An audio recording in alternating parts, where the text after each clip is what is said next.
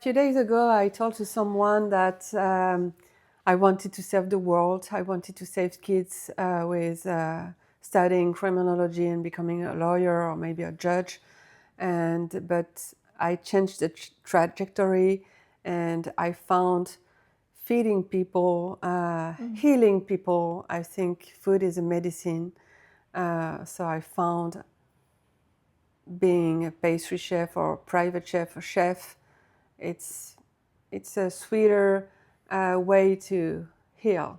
I'm not a doll, I don't play small. I'm not a doll, don't box me in. I'm not a doll, I own my voice. Je suis doll killer. Welcome to Doll Killer, the podcast. Today, I am so happy and thrilled to welcome my first ever guest on the show. Not only is she a pastry chef, a private chef, an entrepreneur, and a podcast creator, but she's also my own sister, Marie Delepière, and she is my first doll killer. Marie has for sure chosen the path less traveled, one of resilience, creativity, and love. Her craft is a love language, feeding the soul and honoring her roots. Welcome into Marie's kitchen and bon appetit. Welcome to Doll Killer, the podcast, the first podcast ever for our Doll Killer. Thank you, Cécile. Thank you, sister. I'm very emotional now. Well, you're welcoming us into your sanctuary. Yeah, thank you. This is my temple, a very sacred temple. Home for me is very important. It's where I feel,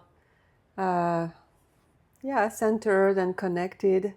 So This is where all the magic happens. yeah, it is. I cook in this kitchen since a couple of years now. I want to start this episode from the beginning, actually, because the beginning is, well, when you were born, where you were born, your childhood, and it is about smashing boxes, right? We're talking about Doll Killer as we are coming out of stereotypes, convention, rules. What was the box that you felt you had to fit in as a child? How you were raised with, your lineage of women, and that can be in that direction. I grew up in Provence in a family of four kids in 4 years. So we were very close in age, and 2 boys and 2 girls. And our mom had a twin sister, and we've been educated as a twin sister energies, like a lot of comparison and Yeah, because us, we are very close in age. We're only 13 months apart. 14 months. I had that sensation, and it's more than a sensation, it was a reality that we were in competition constantly because our mom didn't heal from her losing her twin sister at the age of pretty young age, at 36, and I was 11 years old. So I grew up in a context with a beautiful countryside, beautiful nature, beautiful house. So no one could ever imagine that I was living, I was feeling, because behind the scene it was a battle of devastation, and when I lost this very special person in my life, she was my heart mom. Yeah, Yeah, yes, she was. yeah. So growing up in this very dark and heavy context of losing a second mom, how did you feel that you had to fit in specific box, or that you were locked in a specific box of how you were seen? When I lost my aunt, it changed the dynamic inside me, because for the first 10 years I was pointed as a difficult child. Um, you know, my parents were telling me that I was different than others, and because probably I was already rebellious. You always say that you had the sensation that you were adopted, Yeah, yeah. that you were not part of the Yeah. tribe. You looked different, you felt different. Yeah, because my mom was repeating, "Oh, you don't look to anybody in this family," and so in my mind as a kid, you think, and I wasn't feeling love, so in my mind, I was, yeah, doubting about her love. How did you feel that it affected you at home and in school and like in general with people? Like how was your identity building at that time? I think when we lost her, I became someone else. I was very shy. I was already very shy, but inside it was a fire. It's a strange feeling, because I feel I've been playing different roles as a kid, navigating between being rebellious and a lot of loneliness and shyness. I heard that, oh, now you have to be nice with your mom because she lost her sister. You have to be a good So girl. you have to be a good girl. You have to become be very calm and don't do any waves, and so just polish yourself. And that's what you did? And that's how I did. I started to become the petit chef of the family, taking the role of the mom, actually, cooking for 4 kids and 2 adults. And I think I found a kind of, yeah, temple in the kitchen, just to... Like an escape? Yeah, Was it an escape to I begin think at with? the beginning it was an escape to avoiding her energy as well, and because she could be very violent as well in actions and In her words, words, and also and with very physically as well. physically very humiliating. So Did you feel that maybe if you were to take over the place that she was not taking in the kitchen, that somehow she would love you more, or she would praise what you were doing, or that you would find more of a place in the family, or that you would feel more accepted? Yeah, that's an interesting question. Maybe it's, I mean, at this age, it was something very unconscious. But yeah, it was to avoid her energy, to be also to be focused on something, avoiding myself as well, avoiding my tears, because I was a kid crying a lot, very sensitive, and every day I was crying for anything.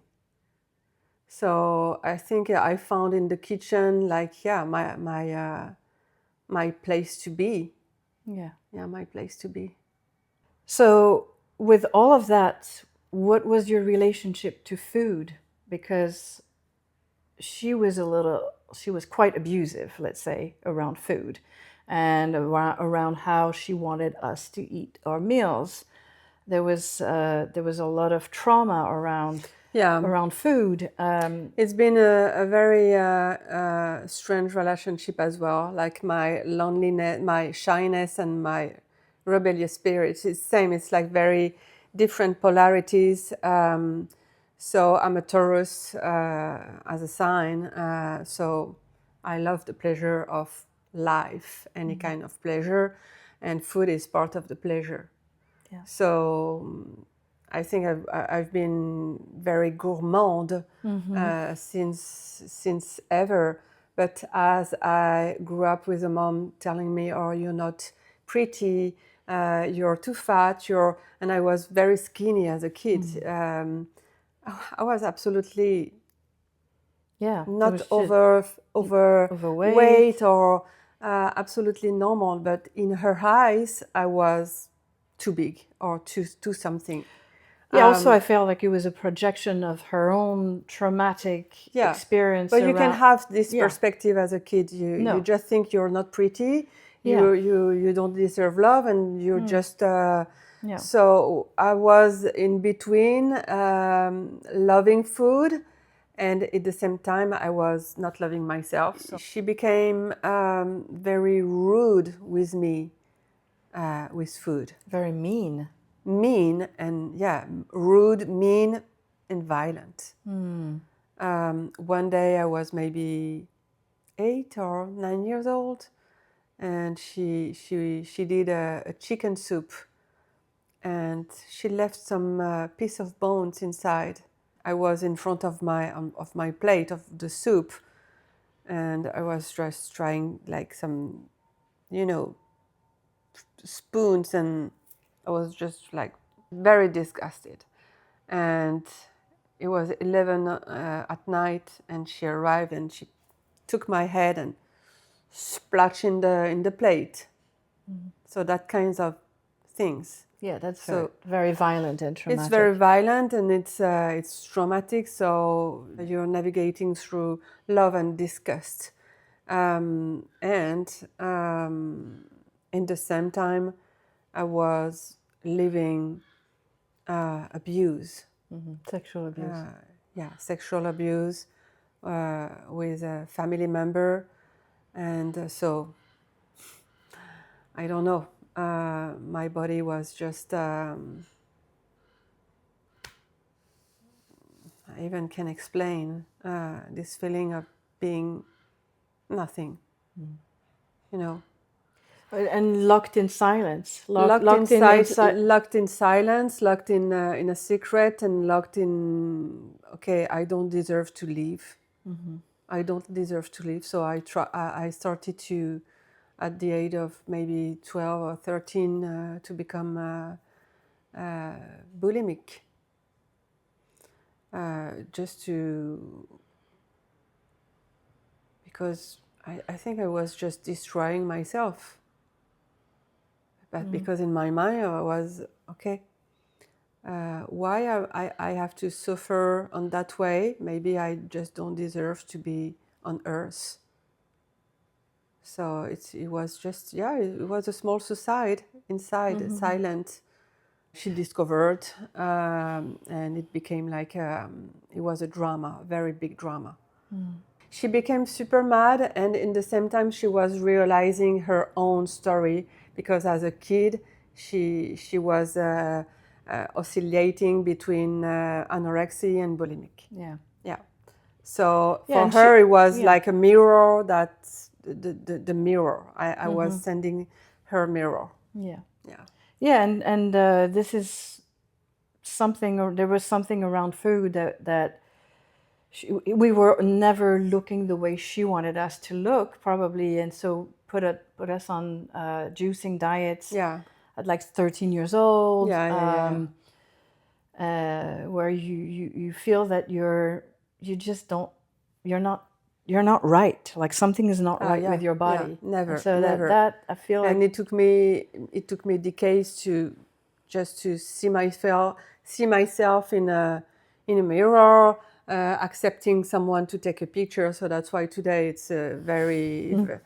I can tell I'm healed from being in front of a camera and in front of myself, because as a kid I was like just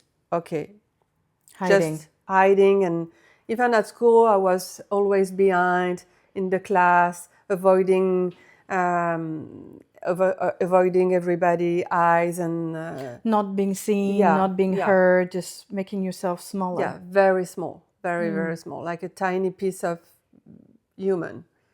Yes. Also, we two sisters were growing up next to each other, and were compared a lot in the way we looked, and Cécile is to this, Marie is not this, this, and this constant comparison between us. Yeah. While we were going through similar sexual trauma, but like just living it and not being aware of it, Yeah. No. not being aware that we were going through the same thing Mm-hmm. until our adult life. Yeah. Yeah. Yeah. But being put in the position of being the two opposite, that like in a fighting. But that's why we had such a difficult relationship as a teenager, as a kid, because we were against each other and not knowing that we were navigating the same traumas. So it became like a war.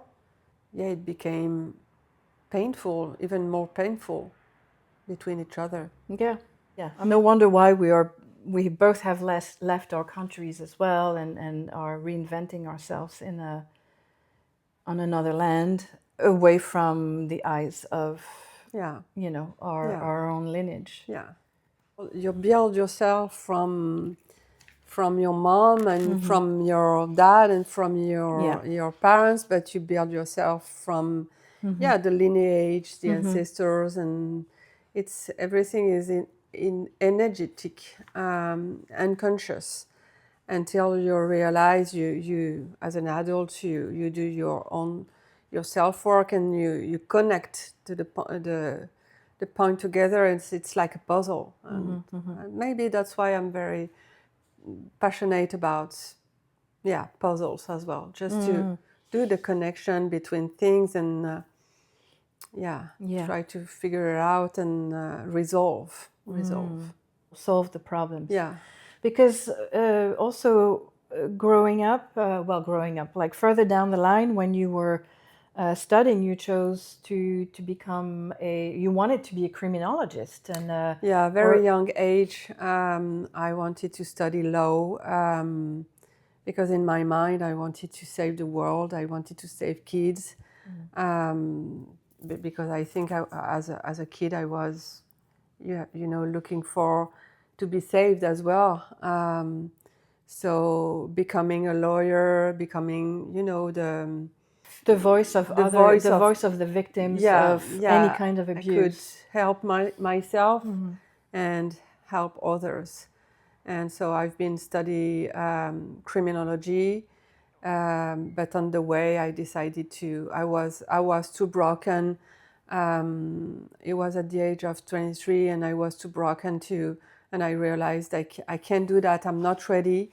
I'm too sensitive. I was super fragile. Everything, like maybe studying criminology, everything like came out, and I was facing like my demons, my wants and your my wounds. So I stopped everything, and I started in another direction at that time. It was too confronting, and I think so. Now I see this, after decades I can see that. But when I was 23, I absolutely didn't realize that it was because the childhood trauma.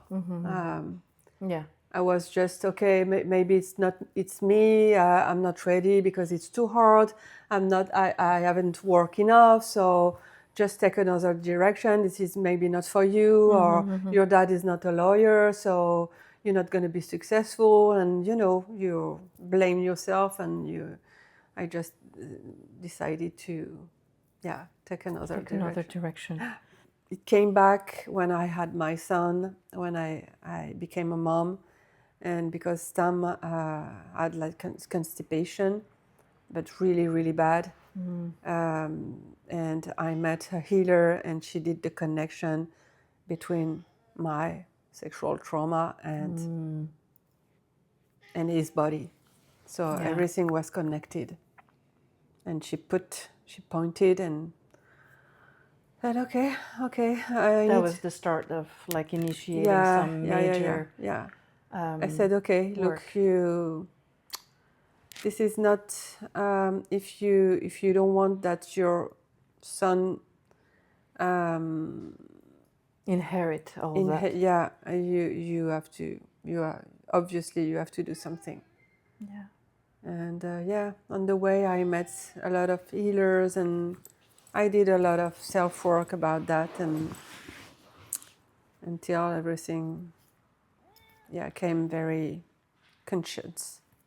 Yeah, and part of the work is also for us to speak up about it and not being afraid of speaking up, speaking our voice, reclaiming our voice, and Yeah. that's one of the point of this podcast, is to be able to give a voice to women and men who have also gone through major trauma and abuse, and who want to say no more, Yeah. no more. No more, and to be able to stay silent is a crime for ourselves. And for the generation And for to the come, for your own kid. for my son, for the generation before, I think I've been chosen to be we've been chosen the to be lineage breaker. yeah. I think it was in my life mission, and I just accept it now, with no more tears, no more anger, just maybe just as a gift. Yeah. Yeah. Yeah. So if we come back to your relationship to food and body, and like now you see it as more than nourishment. It became more of a love language, and self-expression as well. How did that come about to transmute that, transform? Like, how do you go from hating your body, loving food, but having a love-hate relationship to food, to it becoming a love language? When I met the one who is today my ex-husband, I reconnected with the food industry. So I reconnected with that love and that attraction, that connection. Again, everything was in conscience. I think for me, in my mind, I was just good to do that. I was just gifted to do that. So, and I have this capacity to learn fast. My brain is constantly active, so Yeah. I get the information, and I can reproduce something easily.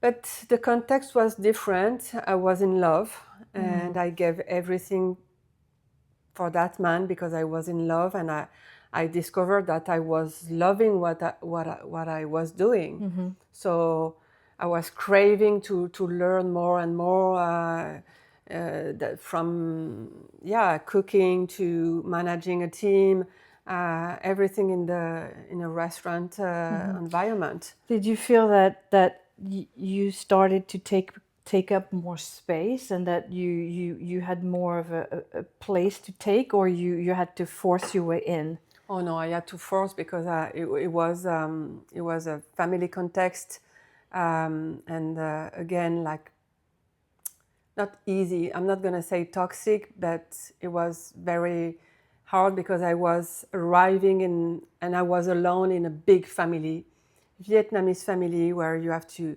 prove who you are. And more I was trying to prove, more I was rejected. First, because you were the spouse or the partner, it was more difficult, and also because you were a woman, or was it also a gender thing? Yeah, I think it was a mix of everything, and I arrived in a context. My ex-husband was with someone already. He had a daughter already, so I was coming in his life like Like breaking up the family. breaking up a couple, and so the family accepted me in surface, Yeah. but not in reality. So I discovered, maybe after 10 years, that more I was trying to fit in, more I was out. You were trying, again, it's like almost like in your own tribe, your own family, you were trying to find maybe another family where you would fit in and where you would be accepted and Yeah, loved. of course, I take that responsibility. I was trying to fit in, to be loved, to be recognized, to be seen. I was looking for something of the outside and not inside. So I always said I gave everything to this family and this man, because I was avoiding myself. So I take that responsibility. They couldn't save me. They couldn't love me until I just connect with. Your own love. Yeah, I need to love myself first. So that's why I didn't get any. I don't have any anger. I don't have any bad feelings, hard feelings against them. We had a beautiful family story, even if it was painful, but it was painful because I was broken. So And you have a beautiful son. yeah, Tam. Tams means the heart of spirit. So it came to me like not a miracle. And what changed for you when you became a mom? My world fell apart at that time. I was working crazy 7 days a week, and I really wanted a child. I really wanted a baby, but my heart was not ready. So I discovered on the way. I was avoiding my pregnancy. It was hard for me to connect with my baby when I was pregnant. I was working until I delivered, and so I really wanted this baby, and in the same time I wasn't prepared. I wasn't ready. We really wanted this baby. We were on the same page. So Tam came in a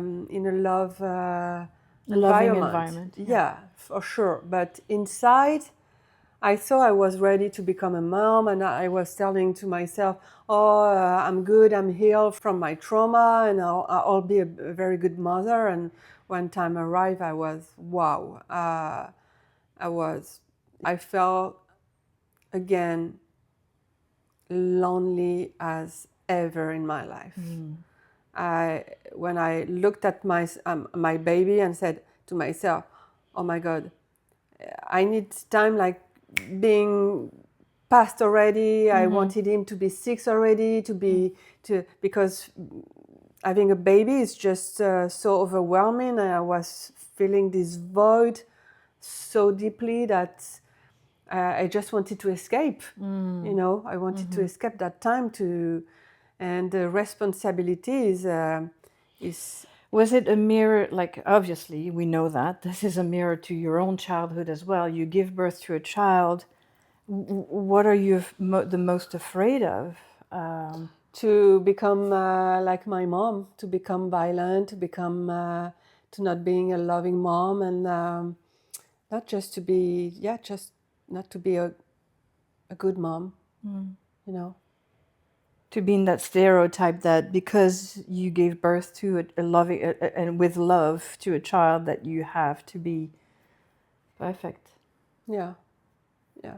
I was absolutely in burnout and for a long time, but I didn't put words on that.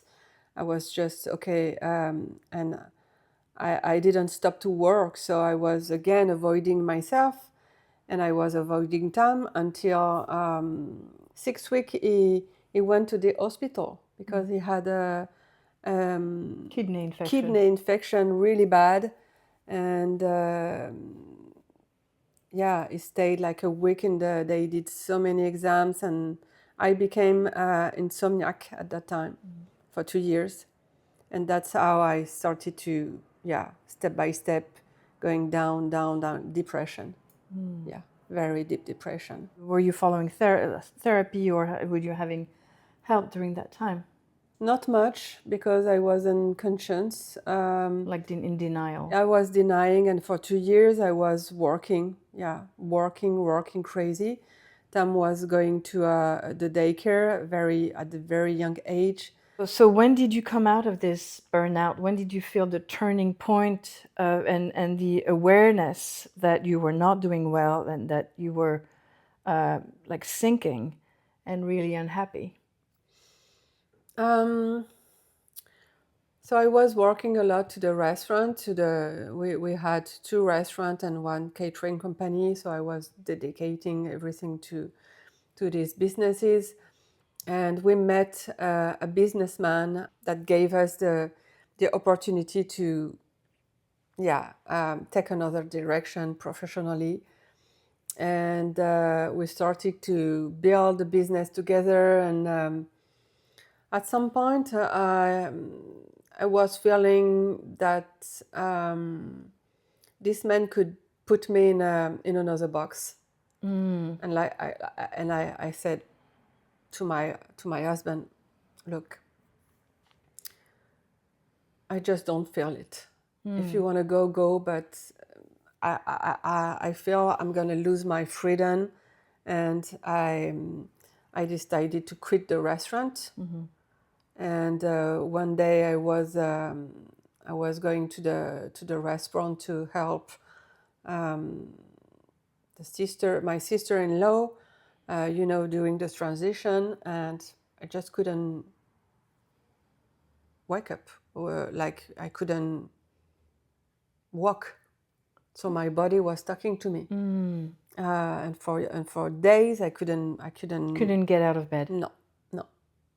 I was in pain for days and days, and I think at that time I said, okay, you need to understand what your body is telling you, and it's over. You're not gonna go anymore. It's over. You have to let go. And from that time, it's been like, the depression became more and more stronger. So it's not like you left the restaurant and then you felt liberated and like, No, oh, my freedom, I have no. all this time in the world just for myself. It was worse. Worse, because I was realizing, what have you done? What have you done for 10 years, just avoiding yourself, avoiding your baby, avoiding your husband, avoiding everything, and you dedicated everything for them, and I couldn't say who I was. I was just lost. Everybody was asking me, "Oh, what you gonna do now?" And I said, "Are you kidding? I have no idea. I have absolutely no fucking idea. Just leave me alone. I want to be with myself. I just wanted to sleep, And I was sleeping for until noon, or I was in depression, But I just couldn't see the future. So what took you out of that state? New York, New York. Yeah, I'm gonna cry because New York, saved my life. United States, saved me. It gave me, I found in New York like a peace of mind, even if the energy is very strong in this city. I found the place I wanted to be. I found my freedom there. So it gave me the empowerment. This city is built on a special stone that gives you some days really high energy and some days really low energy. I just don't know. I fell in love, and it became my obsession. I just remember 2013 when we were just you and I, and the best time of my life. Filming in the street and meeting with friends and doing all kinds of. And do you remember the balloon we found in the park? So many different signs everywhere. Like every day was like keys and little hearts and a balloon with a sign like you're at the right place or something like this. How did you go from I'm dreaming of living in the US and and making all the immigration process, moving there to the reality check. We've built the immigration process. It took years because, you know, the family stories with my ex-family, yeah, and it's been intense and painful to close this chapter and to expatriate in a new country. So, But that was you, like that was you breaking out of your own boxes from Absolutely. within and from society's boxes, and yeah, from this family, I mean, doing this choice to leaving the business, the family business, was very risky because my husband wanted to follow me. I don't think we realized that we were breaking like a tradition, a very traditional system. because he wanted that too. He wanted that too, and I think it was just more a call for freedom, just breaking the rules, breaking the box, and just give give yourself the permission to be, to realize yourself, to live your dreams, and just stop hiding, constantly hiding. So I don't know. I don't think it was an escape. Maybe an escape from, yeah, the energy of the family, maybe. But we were really in love with New York.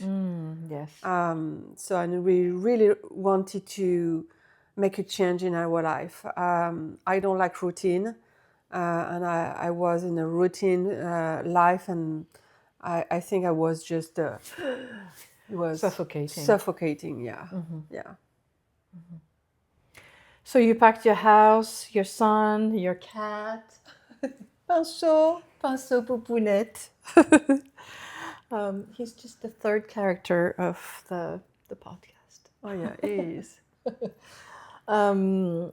And you arrived in New York in 2019, and well, I know it didn't go as planned, but you know, can you tell us what was the process of settling in this new So space? yeah, we arrived under E2 visa, which is investor visa, and we were supposed to start a very big business around Vietnamese culture, and with this businessman, and we arrived a year before COVID, in a family context, very with no money actually. He was in trial with his family, and we were dealing with lawyers, and in the same time we were just discovering a new life in New York. And some days I was sitting in my couch asking to myself what I did. I wanted that life, and now I'm here.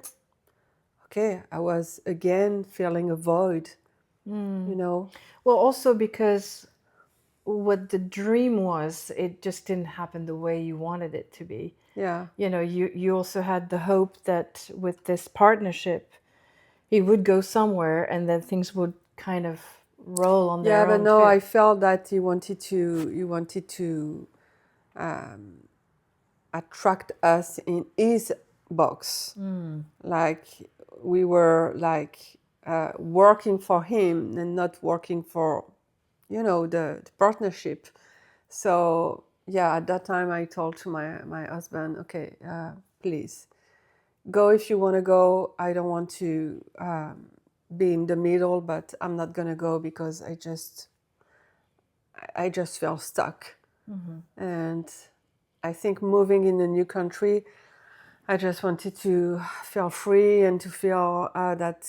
Like you feel like your creative freedom around this project, and Yeah. you know, both Yeah. a restaurant, a spa, and a martial arts center. Yeah, It was huge. It was, a huge very project, huge project with a few millions of dollars, and we were looking for investors, and yeah, we were outside of reality, honestly, with this project because we were not ready. We were too, again, too broken by the family stories, and I think that's why the things didn't happen. COVID happened, and then so there was like an idea of survival and Oh like, yeah, it was you know. it was just a emergency, beep beep, you have to do something. COVID was a wake up call. COVID was like a tsunami in my mind, and that's how I started to my own business, my baking journey. That's probably like the next step that I would love to Yeah. chat about, is like really embracing a complete new you and a new career, a bit out of, well, completely out of survival to begin with, but then reconnecting to, Yeah, my passion. Yeah. Yeah, I don't know. It arrived very like a call. A morning, I was in the couch and asking to myself, what I'm gonna do.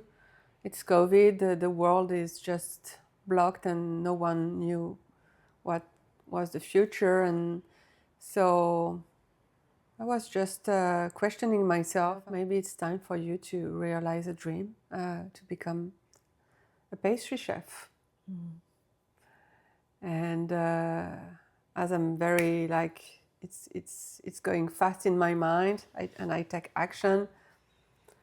I started to look at some videos, books, and studying. I was already a good pastry chef. I mean, I was working in his restaurant for years, so I was a chef already. But you have to learn so many things that you can become like a pastry chef in a second. But I started from zero. from scratch. From scratch. I posted on my Instagram page a lemon tart baked and a baguette gifted, and everything started from there. I've been reposted on some network and Instagram. I remember you being with your baguette and then Yeah. your tart, and me taking a picture through the window of the car. You going for your first And delivery. you know what? I think it was April 1st, Wow. 2020. Wow. And April 1st is a second date, 2022, when I started to become a private chef. Wow. Yeah. So I was baking all day long, like 18 hours a day, and teaching French to my own kids, to some other kids, and just switching activities. And at that time, I was just taking action, being very proactive. And I didn't have a plan, in my mind. But did you feel that something major was shifting for you as well? Like, did you feel like you were taking your life into your own hands in a way? Or you see that maybe now? Or I see that now. At that time, I was just an emergency state. I was really enjoying to learn, to being very proactive, to bring some money in the family as well, and to face the COVID situation. But I don't think I realized that I was bringing back my power. I realized step by step on the way, and as I was learning and improving myself, improving my skills, evolving, and everybody was telling me, yeah, that's not bad what you do. delicious. You're pretty talented. Give me more. Give me more. And my customers were very happy. So I was starting to question and said, okay, maybe I should push more. Do it more. Do it more. And just discover the passion. The passion was already there to touch the dough. So there was, despite the struggle, there was still there was a lot of pleasure in both in learning and making it. Yeah, Or same. It's always the same feeling, that the opposite feelings, that you feel pleasures, and in the same time it's such a tiring job that you can be overwhelmed and super tired and even exhausted. So you're navigating between it's passion. yeah.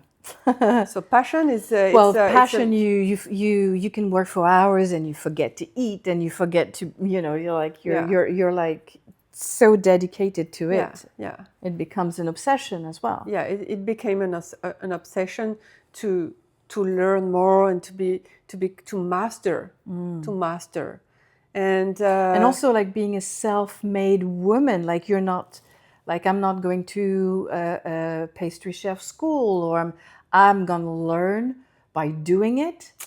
yeah, so at a certain point it was another way to prove To prove. to prove to myself and to prove to the world that I'm able to be someone. I'm able to to be To take up space in this to take world. a space, to be loved, to be seen. I mean, pastries, it's something that people really enjoy and love, and so I think it was a way to attract eyes love. and more love. And indeed, you attract on that way. Well, your name is Marie. Your first name is Marie. Yeah, I didn't connect it. I never connected before, like 2 years ago when I met a medium that was telling me, "Yo, you should play with your name." And I at that time I couldn't understand what he was telling me. I should play with my name, so I've been looking for. Like the different letters. Yeah, no, even with my family name, I said, no, this is not good. It's not gonna work. And just one day I realized that, Marie is the anagram of aimer. Aimer means to love in French. So it was just like a revelation. And so maybe my mission is to love through my food. So it became my family, my business name, and it became like a. So that's fast forward, like a it few became years when you had moved. COVID happened, then you moved to LA with the whole family, and then you actually, I think it was like 2 years ago, or 2 or 3 years ago, that it became Aimé by Marie. Yeah, 3 years ago already. Yeah, 3 years ago. Wow. Time flies. Time flies, yes. There was another transition from New York to Los Angeles that was also really challenging. And in that moment, you also part ways with Endo. Yeah, so during COVID, we were just living in such a crazy place and expensive city, and we were just navigating in the unknown. So yeah, we decided to leave, to quit New York with no regrets, to be honest. Yeah. It's interesting how you can love a place or even love someone, and then it's gone. It's gone. And I mean, my love for New York is not gone, but it's just I don't see myself living in I need more peace in my life, and I found in LA it's more peaceful and more nature, but it's more sunshine and blue sky. It's been more challenging in terms of professionally. LA is much more challenging because the city is so spread out that you have to rebuild your community, and it's everywhere it's a community, and so you don't know where to start. Yeah. So yeah, we crossed the country by car, and we decided we arrived in a city we didn't know, and with only you and Rosa, our best friend, and we built. That's again reinventing yourself. Yeah. Like against all odds, because everybody would say like, what are you doing? You're crazy. Like Yeah, yeah, yeah. Everybody you have no funds, no connections, and you are not in your 20s anymore. Like you have a child. It's something. It's a guidance. It's something you follow, like you follow an intuition. You follow something that guides you into yourself. You just yeah. And Does it like believe that everything will fall into place rather than being fearful and not getting out of the box of whatever you were in? yeah, yeah. You can imagine how many people, when we left France, were telling her, "Oh, you're gonna fail. Why are you living a good situation, like financially, professionally?" And say, "Yeah, we're living that, but it's just living life, living fully life, and taking risk." And I think I needed to push myself in that direction, just to feel alive, to feel yeah. And does it have also something with the idea of I am incarnating this soul and this soul mission? Yeah, but I think I didn't connect it with what was my life mission at that time. I discovered on the journey, with more awareness, with more self-healing. So you feel like all of this happened quite recently, all this awareness and just looking back at your story and being able to say, oh, this is what played, oh, this is what happened, oh, and this is why, and just like slowly I unfolding. just see the situation as building a croissant, like, you build the layers. So I think it's just an evolution, just my evolution step by step. I needed to live what I was going through to understand myself and to understand all the layers I was building. Yeah. I don't have regrets, because I know it was in the past to get me where I am today. Growth and Yeah, growth and evolve, and evolve at any level, spiritually and energetically. Yeah, just as a human being. And I think I'm a very determined personality. the way. I'm gonna smash the box. I'm gonna kick the I rules. think I'm very, with all the stories and trauma I've been going through, I think I could be dead. But there's so you're saying like there's a true resilience in you, like I think there is a true desire of living, desire of searching what is really happiness and joy and adventure and playfulness and all the positive aspect of life. I think after trauma and being in the dark places, you want to see the light. yeah, you just want to breathe something beautiful. So you see yourself as a little girl, and like you see the path and the evolution of where you come from and where you're at right now. I do. Yeah, I do. And I'm very proud of myself, to be honest. You can be. A few days ago, I told to someone that I wanted to save the world. I wanted to save kids with studying criminology and becoming a lawyer or maybe a judge. But I changed the trajectory, and I found feeding people, healing people. I think food is a medicine. So I found being a pastry chef or private chef or chef, it's a sweeter way to heal and to give love, and love is the Yes, best. you're like, as opposed to, you know, if you were a lawyer, you would go to fight. You would yeah. go into a combat to defend, Yeah, or in a war the scene. abuse. Yeah, And now yeah.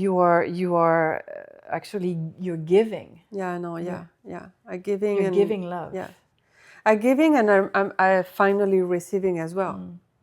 So it's the energy of receiving and giving. So it's not one way. It's a cycle of love.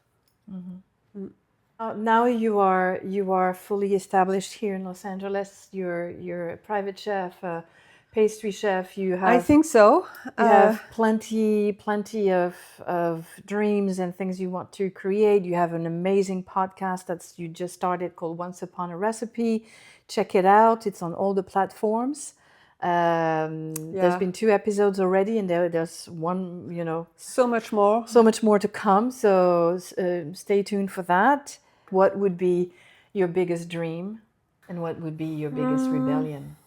The biggest dream is just to stay connected to people. You know, in a world we are disconnecting, I think I want to be amateurist. I need to stay grounded, and for our planet. So I think through, you know, food and the way I bring my you know, my Artistry. I touch that connection. Do you feel that the more you love yourself, the more you are giving love through your food as well? Yeah. That's an obvious statement. Yeah, yeah. I think I don't need to develop too much about that, because you just have to see what I do, and it's very visual. Yeah. So you wouldn't call it a rebellion per se. The rebellion has been done. It belongs in the past, and now you are more coming into. I don't think I need to be rebellion to be who I am. I just want to be. You don't have to force yourself to be. You should just, okay, this is who I am, and I don't need to prove. I don't need to prove that I'm a good pastry chef, that I'm a good human being. I just am. And so, because being rebellious, at some point you have to fight, you have to show, to prove, and that I don't want anymore. I think it's a good way to start this first episode, where we're like, doll killers, we're rebels. And she's like, actually, no, we don't need to be rebels. We can just be who the fuck we want. And I always say, maybe I'm a wild spirit. I just think I'm just a spirit, and free spirit. We are nature. We are nature. We are particle. We are universe. We are stardust. At the end, we are one, and we are all one. We're all one. Wow, that was quite amazing. Is there anything else you would like to say about being a doll killer in this world? I'm just who I am, and I'm trying to evolve and to be better every day. I'm receiving, I'm listening. I question myself. I'm just doing my part, and just trying to live a life and all the experience with more joy and adventures. Yeah. So before we close this episode, I just want to ask Marie a little round of fun and quick fire question. What is a rule that you love breaking? I don't love rules. Bam. Take that. She's breaking all the rules. What's a guilty pleasure for you? Eat some raclette. Raclette is the melting cheese on a potato. Who would play you in the movie of your rebellion? Or maybe you. Yes.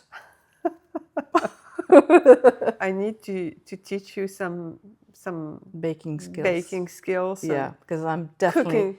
definitely not a baker and definitely not a cooker. And last one, what would you tell your younger self or your son about power, freedom, and courage? Stay yourself. Don't ever let anybody take the control of your life mission. Be brave. If you have a dream, you have to Go get it. go get it. Not fight, but go get it, but with a lot of determination. Don't ever forget your free spirit. I love that. Well, Thank you. I think we are going to close this wonderful first episode. Thank you. Marie, I'm gonna cry because this is a big step for me as well. I am breaking out of my box. I love you. I love you too. Thank you. Thank you. I'm not a doll, I don't play small. I'm not a doll, don't box me in. I'm not a doll, I own my post. Je suis doll killer. Now let's eat that croissant. If you've ever felt boxed in, silenced, or underestimated, this show is for you.